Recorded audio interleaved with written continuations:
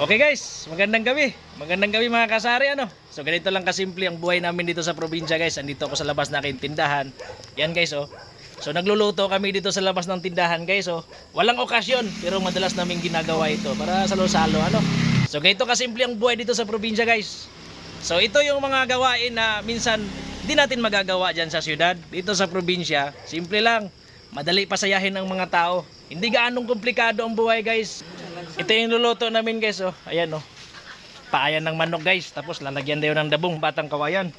Ayan yung kanin oh. Saka itong atay balon-balonan guys. Pang sikan bats ano. So dito lang ito sa labas na aking tindahan. Aran dabong guys. Ito yung pangpalasa guys. Baka marami sa inyo hindi nakakatikim ng ganito. Paan ng manok kung Adidas tawagin sa iba. Tapos lalagyan ng dabong. Iyan oh. Yun ang matindi ron.